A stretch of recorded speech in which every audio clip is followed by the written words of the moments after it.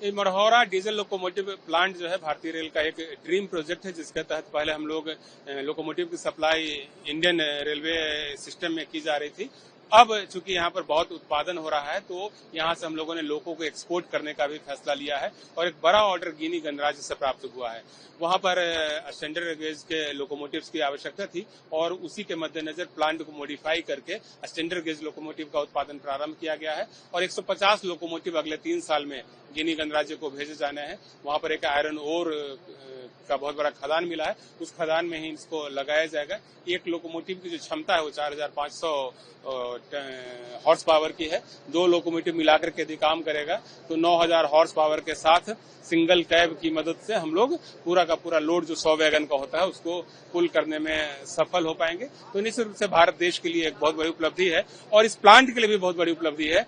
इस प्लांट को हम लोगों ने कई ढंग से मॉडिफाई किया है। जैसे अब यहाँ पर पहले सिर्फ ब्रॉड गेज के लोकोमोटिव बनते थे, अब यहाँ पर ऐसी व्यवस्था की गई है कि एक साथ ब्रॉड गेज, स्टैंडर्ड गेज और केप गेज, इन दोनों के लोकोमोटिव तैयार हो सके।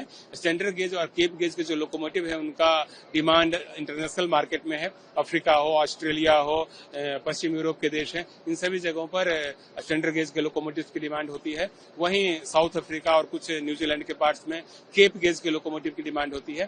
तो पर्पस यह है कि ग्लोबली जहां कहीं भी डिमांड हो उसकी पूर्ति के लिए लोकोमोटिव का उत्पादन अपने भारत देश में हो, अपने बिहार में हो। भारतीय रेल की कई उत्पादन इकाइयां हैं। चितरंजन में हमारा लोकोमोटिव बनता है, वाराणसी में लोकोमोटिव का निर्माण किया जाता है, मधेपुरा में लोकोमोटिव का एक बड़ा प्लांट हाल में लगाया गया है जहां पर कि 12000 हॉर्स पावर के लोकोमोटिव बन रहे हैं और दाहोद में भी एक नया लोकोमोटिव प्लांट स्थापित हुआ है जहां 9000 हॉर्स पावर के लोकोमोटिव बन रहे हैं। तो उसी श्रृंखला में एक यह भी प्लांट है जो कि न सिर्फ भारतीय रेल की आवश्यकताओं की पूर्ति कर रहा है बल्कि ग्लोबल मार्केट के हिसाब से काम करते हुए दूसरे देशों की आवश्यकताओं की पूर्ति करने में भी सक्षम है। सर, एम्प्लॉयमेंट जनरेशन की अगर बात करें तो यहाँ से कितने लोगों को रोजगार, यदि डायरेक्टली और इनडायरेक्टली दोनों मिलाकर के देखें तो यहाँ पर 2 से 2,500 लोगों को रोजगार मिला हुआ है। बहुत सारे लोग यहाँ पर अस्थायी रूप से काम कर रहे हैं, कुछ लोग टेम्पोररी भी काम करते हैं। इसके अलावा इनडायरेक्टली जो पूरा ऑपरेशन है उसमें भी हजारों लोग लगे हुए हैं। तो सर न सिर्फ यहाँ बल्कि